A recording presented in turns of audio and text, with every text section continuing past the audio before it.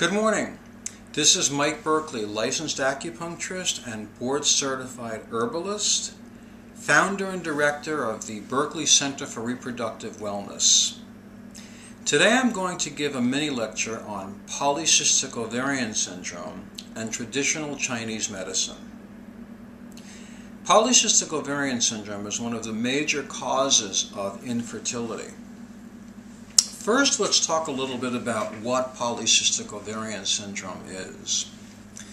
Polycystic ovarian syndrome is a disorder that can be diagnosed through either physical findings, which consists of having multiple immature follicles in the ovaries that are approximately 10 to 12 millimeters in size, or a biochemical finding of a luteinizing hormone to FSH ratio of 3:1.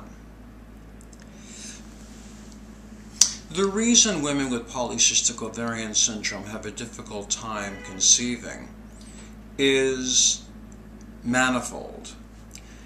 For one thing, women with PCOS have oligoamenorrhea, which means that they menstruate irregularly and occasionally, and they are typically oligoanovulatory, which means that sometimes they ovulate and sometimes they don't, or they ovulate rarely and irregularly.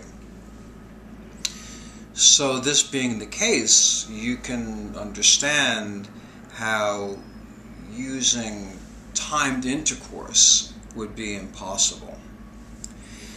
So the typical Western medical means of intervention for the PCOS patient wishing to conceive is to use Clomid or clomiphene citrate.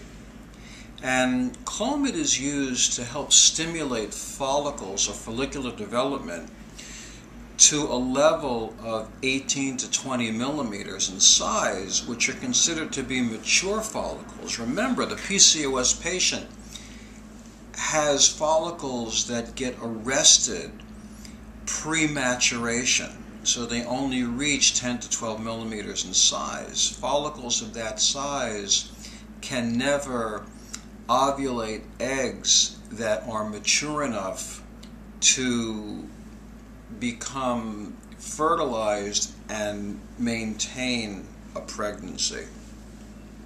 And so Clomid is the first course of action. And typically it's Clomid with intercourse or Clomid with intrauterine insemination. If after several rounds of intrauterine insemination with Clomid doesn't work, the next step might be using injectable gonadotropins, things like Follistim or Gonal-F, which basically at the end of the day is also used to stimulate folliculogenesis, which is to say to create a multiple amount of follicles that are 18 to 20 millimeters in size.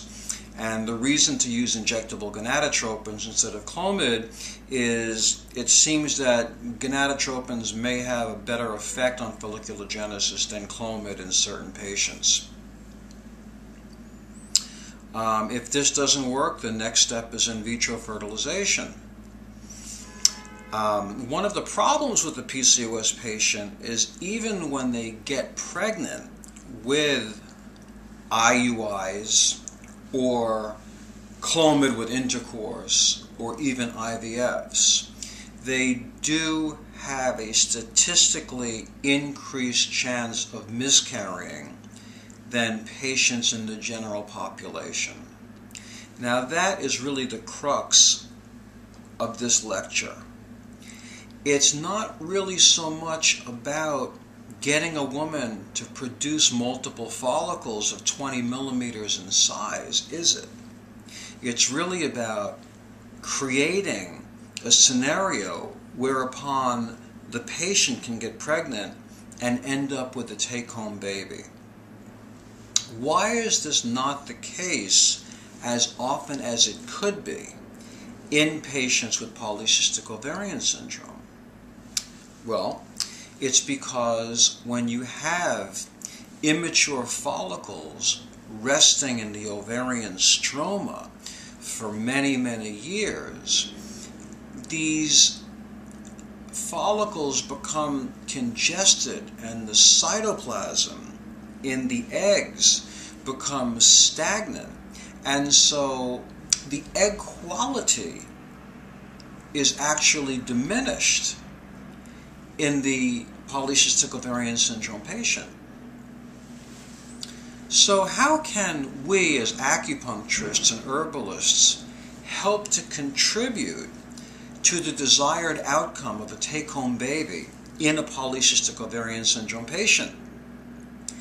Well, in Chinese medicine, there's something known as stagnation of qi, which is energy, and stagnation of phlegm. Phlegm in Chinese medicine is really a gooky substance that forms when normal physiologic fluids are stuck and stagnant for a long period of time. So you can see that that is the case in a polycystic ovarian syndrome patient, because there's not enough blood flow and there's not enough movement of fluid and nourishment to the cytoplasm of the egg, so they become stagnant and they form what's called in Chinese medicine phlegm nodules.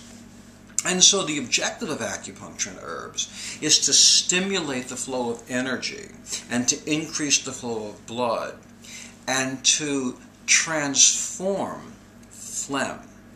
And when these things are facilitated properly, what happens subsequently is that the quality of the oocytes, or the eggs, within the follicles of the PCOS patient start to improve and get healthier, so that then in a subsequent IUI cycle or a subsequent IVF cycle, the chances of conceiving and having a take-home baby are greater than that which would be experienced in the absence of the contribution of traditional Chinese medicine. We know this to be true because of thousands of years of clinical experience in Chinese medicine and 13 years of experience in my own case. So the message for today is, for any of you suffering with PCOS who have been refractory means not responsive, who have been refractory to conventional Western medicine, I urge you to continue to use conventional Western medicine. Remember, many polycystic ovarian syndrome patients have conceived and have had take-home babies with just the utilization of Clomid or gonadotropin IUIs or in vitro fertilizations. So this message is not for you. This message is for that segment of the PCOS population that has gone through assisted reproductive technology multiple times with lack of success. So I urge you to consider utilizing acupuncture and herbal medicine as part of your reproductive medicine protocol. And I can't guarantee that you'll get pregnant and have a take-home baby, but I can guarantee that you'll have a better chance of doing so. So hopefully this has been an inspiring message, and I thank you so much for watching. I welcome your phone calls at 212-685-0985, or your emails to Mike Berkley, that's B-E-R-K-L-E-Y, Mike Berkley at berkleycenter.com.